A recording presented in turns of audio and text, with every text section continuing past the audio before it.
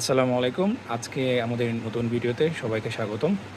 আজকে আমরা ভগ্নাংশের গুণের কাজের যে ২টা অঙ্ক আছে সেই ২টা অঙ্ক সমাধান করার চেষ্টা করব। তো শুরু করা যাক। প্রথমে বলা আছে 7a²b/36a³ আমাদের 24ab² দ্বারা কী করতে হবে? গুণ করতে হবে। তো গুণ করার জন্য আমাদের প্রথম কী করতে হবে?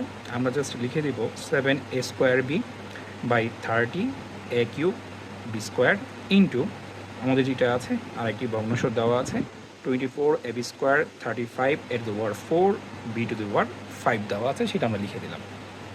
তারপরে আমরা জানি আমাদেরকে লব লব গুণ করতে হবে 7a² into 24ab² into 35a⁴b⁵। তারপর আমরা লক্ষ্য করি, আমরা বলেছিলাম আগের ক্লাসে যে আমাদের এখানে দেখব যে সংখ্যাগুলো কাটাকাটি যাচ্ছে কিনা। তো দেখা যায় এখানে আমাদের 7 দিয়ে আমরা 35কে কাটতে পারি, 7 পাশা 35, এখানে আমরা 5 লিখতে পারি। ঠিক তেমনিভাবে আমরা 6 দিয়ে এটাকে কাটতে পারি 4 এবং 36কে কাটতে পারি 6 দিয়ে। তো উপরে থাকছে আমাদের 4, এখানে a² আছে, এখানে a আছে, তো দুটা মিলে হয়ে যাবে কি আমাদের a³। এখানে b আছে, এখানে b² আছে, দুটা মিলে হয়ে যাবে আমাদের গুণ করলে b³। নিচে থাকবে কি, নিচে আমাদের এখানে 6 আছে আর এখানে 5 আছে, তাহলে থাকবে আমাদের 30, 6 পাঁচা 30। তারপর এখানে আমাদের a³ আছে, এখানে আমাদের a⁴ আছে। যদি আমরা দুইটাকে গুণ করে দিই, আমরা জানি যে সূচকের আমাদের চলকের সূচকগুলো কী হয়ে যায়, যোগের ক্ষেত্রে যোগ হয়ে যায়। তো সেক্ষেত্রে 3 এবং 4 যোগ করলে কত হয়ে যায়? আমাদের 7 হয়ে যায়। আমরা এখানে 7 বসিয়ে দিলাম। এখানে b² আছে, এখানে b⁵ আছে, তাহলে কী হয়ে যাবে? b⁵ হয়ে গেল। আমরা যদি আবার লক্ষ্য করি, এইখানে আমরা 2 দিয়ে কাটাকাটি করতে পারি। আমরা 4কেও কাটা যাবে 2 দ্বারা, 30কে কাটা যাবে 2 দ্বারা। সেক্ষেত্রে আমাদের এখানে 2 আর আমাদের এখানে a³ b³ আর নিচে হচ্ছে আমাদের 15 a⁴ b⁵ তার এখন আমরা চলকগুলোকে যদি কাটাকাটি করি, আমরা আগের লাইনে কাটাকাটি করতে পারতাম, কিন্তু আমরা পরের লাইনে করার চেষ্টা করব।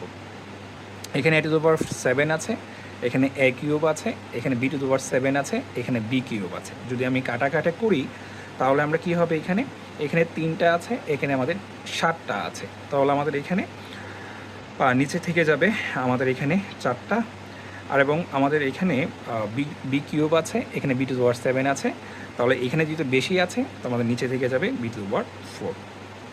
আশা করি আমরা অঙ্কটা বুঝতে পেরেছি। এভাবেই হয়ে গেল কি আমাদের নির্ণয় যে গুণফল, সেই নির্ণয়ের গুণফল আমরা খুব ইজিলি পেয়ে যাব। সুতরাং নির্ণয় যে গুণফল হবে, নির্ণয় গুণফল সমান হচ্ছে কত আমাদের 2/15 a⁴ b⁴, এটাই হচ্ছে আমাদের নির্ণয় আনসার। আমাদের আরেকটা যে অঙ্ক আছে সেই অঙ্কটা যদি আমরা লিখি, এখানে দেওয়া আছে 2 নম্বর অঙ্ক x² + 3x - 4 ডিভাইডেড বাই হচ্ছে x² - 7x + 12কে আমরা x⁴ x² - 9/x² - 16 দ্বারা কী করব, আমরা গুণ করব। তো আমার যথারীতি আমরা গুণ করার জন্য আমরা প্রথম লাইনটা লিখে নিব x² - 7x + 12 ইন্টু x² - 9 হচ্ছে x² - 16।